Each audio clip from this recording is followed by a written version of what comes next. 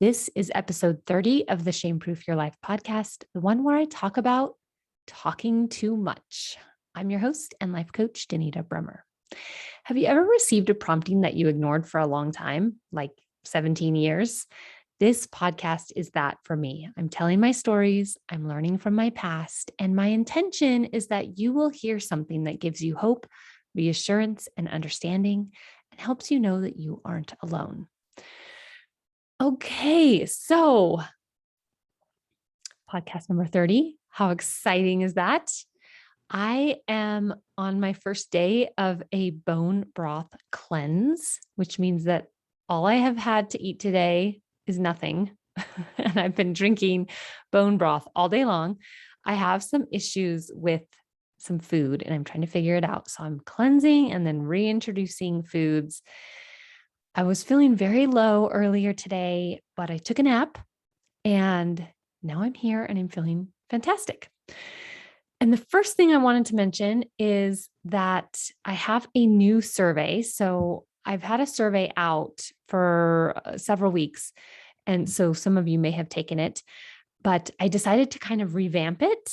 And so if you've already taken the survey that was about like feeling not good enough, then you do not need to take the new one. But if you haven't yet taken my survey, I would so appreciate it if you would go to the show notes and click on the link and take my survey, because I want to talk to people about their real life experiences. And I would love to talk to you. I would love to know more about you as a listener of this podcast, or just somebody who maybe struggles with shame a little bit. So if you don't listen to the very end, there's a little plug for that. Okay, today I am talking about having so many words and being really talkative and talking too much. And I don't know why I didn't think of this for a topic before, but it's something that I, in the past, have felt a lot of shame about and have had a lot of self-judgment around. And earlier this week, I was thinking about what my next podcast episode was going to be. And it just like dropped into my mind. And I was like, oh, I haven't talked about that yet. That's so good. So I want to tell you a couple stories. The first one is when I was starting to go back to church after being inactive for a few years, I was asked to give a talk in sacrament meeting, and I took the entire time. So in our ward at the time, we didn't have any youth because there weren't a lot of youth in the stake. So they pooled all the youth into one ward. So we had primary, but no youth. So we never had a youth speaker.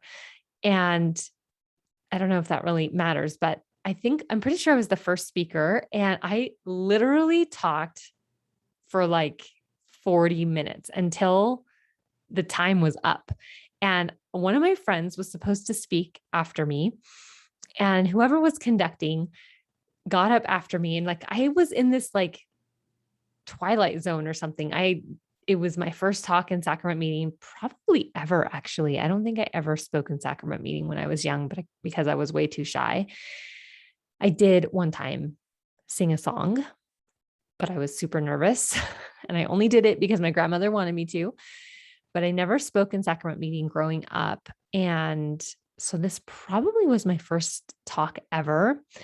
And I was probably really nervous. And also, I just always have a lot of words. So when I was done and I sat down and I looked at my watch, or I looked at the clock, and I was like, oh, shoot, I took all the time.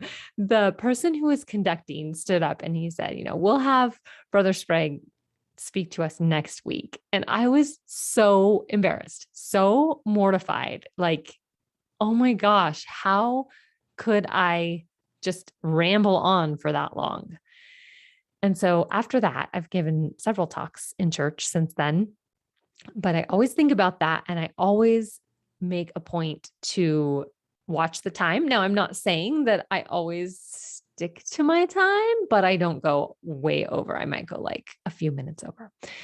So that is the first story that came to my mind when I was thinking about having so many words and talking too much, because I do have this judgment about myself that I talk too much. Another reason why I think this is because when I am it seems to be specifically in church meetings, but I know that that's not always true. But specifically in like Relief Society or Sunday school, I always have lots of thoughts. I'm kind of like the Hermione Granger who always has her hand up. And some weeks I'm just tell myself, you're not putting your hand up at all this week. And sometimes that works. And some weeks I'm, more distracted or not as into the lesson and I don't have as much to say. But most of the time when I show up to church and it's a situation where the audience is expected to participate, I have a lot of comments and a lot of thoughts. And I have this judgment of myself that like I take up too much time and I don't give other people time to speak. But I don't think it's quite that really. Like in reality, I'm not taking up the whole entire time, but I feel like I speak up enough that people must not want to hear from me anymore. Like there goes Sister Bremer again. Sister Bremer's, has a comment again. And it's kind of funny because very recently, especially in Relief Society, I've had the Relief Society teachers like thank me or come up to me before the lesson and say like, feel free to comment as much as you want because I want a lot of participation. So it's almost like they know like I'm the one that always has a lot to say. And they're like giving me the green light, like talk as much as you want. Right. And I was in a coaching program that met on Sunday mornings earlier this year. And so I actually missed a few, three Relief Society meetings. And I had the teachers say like, where's Sister Bremer? Why isn't she coming to Relief Society? I rely on her comments. So I could take that as like, oh, people know I always have a lot of comments and they're grateful for it. And they want me to comment a lot, but I don't. I take that as like, oh my gosh, I am the sister in the ward that everyone knows has lots of comments. And I guess I make that mean that it's a bad thing, that I should be more quiet. I shouldn't take up as much time. I should let other people go. I'm selfish, right? Like I end up, it snowballs into sort of a lot of self-judgment. And I think I've thought about this a lot about like, why do I talk so much? And is it coming from like a genuine place? And yes and no. So if I have zero fear and zero judgment about myself, I naturally talk a lot. I am a verbal processor. I'm one of those people that regularly goes up to bear my testimony in sacrament meeting, not every single month, but very regularly. And I don't do it for other people, to be honest. I do it because when I stand up there and I start bearing my testimony, sometimes I have a couple things in my mind of what I want to share, but I don't always stick to that. I really let the Spirit just kind of take over. And so often, probably almost every time, I say things, I bear testimony that then is for me. I like surprise myself sometimes with, I'll say something and I'll be like, oh, I didn't realize that. But after it came out of my mouth, I was like, yes, that's so true. So oftentimes I need to talk something out to process it and to kind of hear it.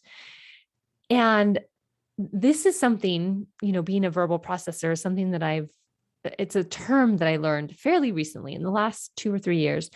And having that label for myself has actually helped me a ton.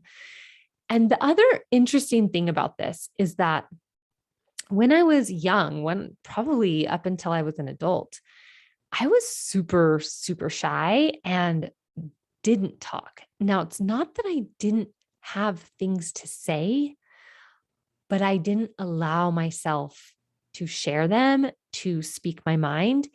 And I think that has a lot to do with kind of the trauma and just the way I grew up with my parents and what they needed. Even if I did speak up, it was very regularly dismissed. And I hardly ever felt like I was really heard. And I've mentioned this on the podcast before. I've often felt like I kind of didn't fit in with my family. And so it was kind of like this message was sent to me, not outright. Nobody ever actually told me this, but just by their behavior and their attitudes and, what they weren't saying kind of thing. It was like we kind of like this, we don't agree with you, or I don't know, we don't accept you in some way. And so I think in a lot of ways I learned to shut down and not speak up for myself. And I kind of like, I see this as a student in high school. I just kind of put my head down and did my own thing. And I mean, I had friends and stuff, and I talked to them, but I didn't like really truly speak my mind hardly ever until I was an adult and I had safe places to do that.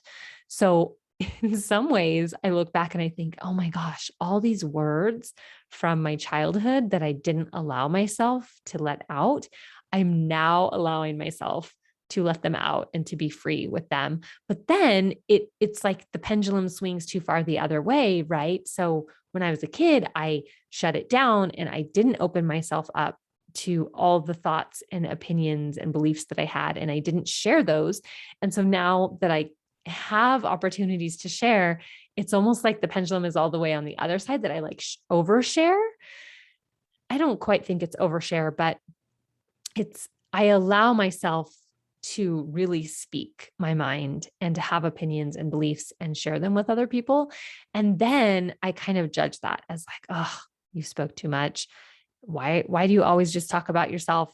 Which it is not lost on me that I am talking about this on my own podcast. So I kind of just like created my own platform, my own space to just be able to say whatever I wanted to say, right? Because sometimes in the world, I don't feel like I can do that. Oftentimes, I don't feel like I can do that. Or when I do, then afterwards, I judge myself and I tell myself that I shouldn't speak too much. I'm too focused on myself. I'm taking up too much space or time or whatever it is. And the thing is that I think this idea of being too much in some way is the other end of the same stick of not enough. So if you think of, a stick that we pick up, one end is I'm not enough, I'm inadequate, and the other end is I'm too much. It's the same problem, just manifesting itself in a different way. It's basically the idea of not feeling valued or heard or something like that, right? I had an experience earlier this week that really highlight the difference between allowing myself to speak and not judge it, and these experiences that I'm talking about, like even chit chat with my husband. Sometimes I can like see his eyes glossing over, and then I feel like, oh, I'm talking too much, right? And I have so much judgment about that.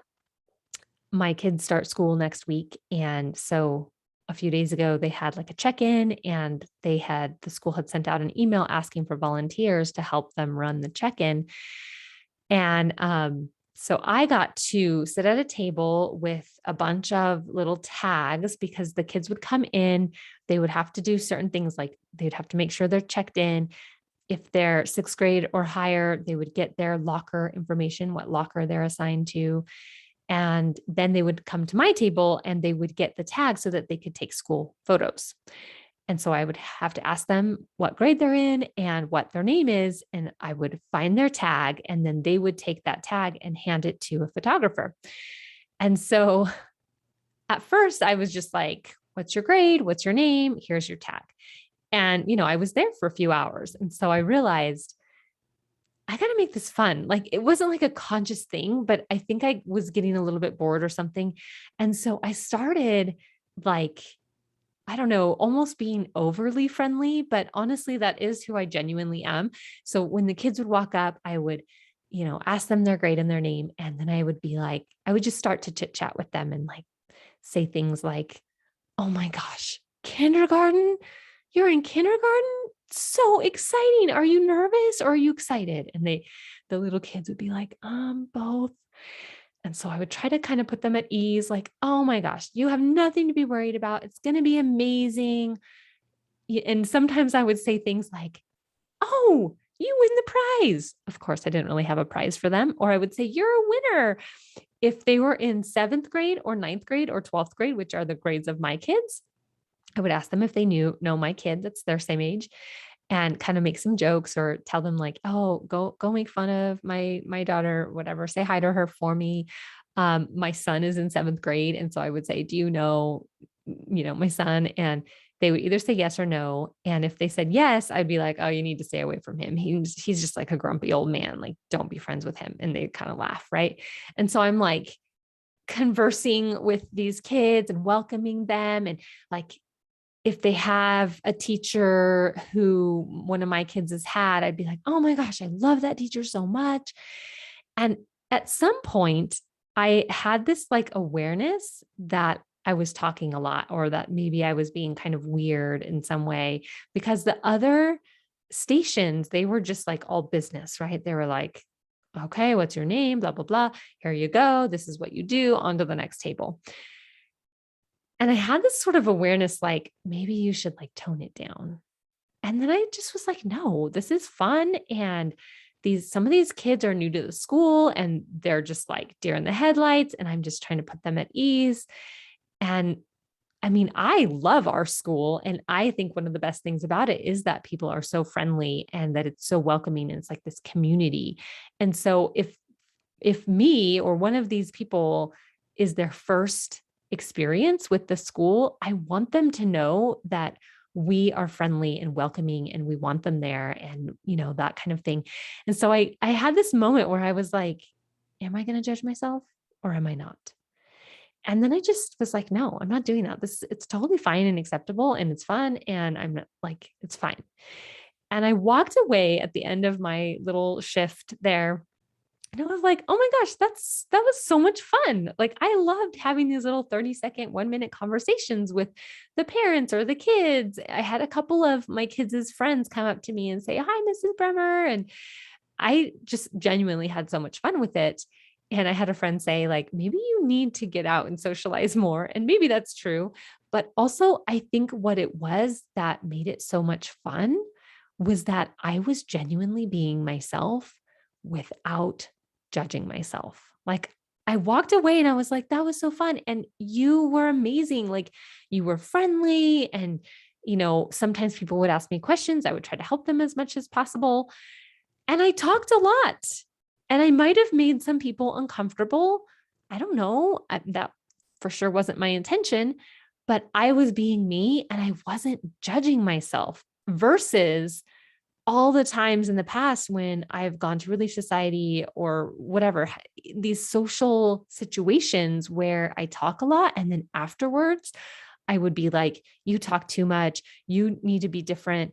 Why did you say that? Why didn't you say this other thing? And like, just, I remember so often driving home from any kind of event, especially church events. Those are the things I'm most involved in. And like replaying in my mind the conversation and telling myself, like, you shouldn't have said this. You should have said that. Why did you say that? That was awkward, and like just so much judgment about it. And this experience this week was such a contrast to that. So that's what I got for you today. I mean, it's kind of funny because as I was outlining this podcast, I was listening to a podcast. I was listening to a replay of a call of a membership program that I'm in. And one of the ladies that got coached was getting coached on this very thing of, I talk too much and I should listen more. And I was like, oh my gosh, this is like a sign that I need to talk about this, about like shame or judgment around how many words we all have. Now, some people don't have a lot of words, and that's totally fine too, right? And some people have a lot of words and they're verbal processors and they need to get it out. It's probably part of your superpower if that is you. So I just want to offer to you that if you have a lot of words like me, if you're a verbal processor like me, an external processor, that's like such an amazing thing. And don't try to tamp it down. Don't try to make yourself different. There are people in the world that appreciate that about you and would not want you to change. So instead of like trying to judge yourself about it, maybe perhaps lean into it and think about like, how is this an amazing thing? How does this serve me a lot? Um, just allow yourself time to kind of think about how it might be a good thing instead of just always assuming it's a bad thing. Okay, that's enough for now. And so are you, even if you're totally talkative like me. I want to hear about your experiences. If you would go to the show notes and fill out a survey, I would be so grateful. And in exchange for your time and effort, I will offer you a totally free, no strings attached 30-minute coaching call. It's totally optional. You do not have to do it, but I would be so grateful if you would fill out the survey. Until next time, go be you and follow the spirit.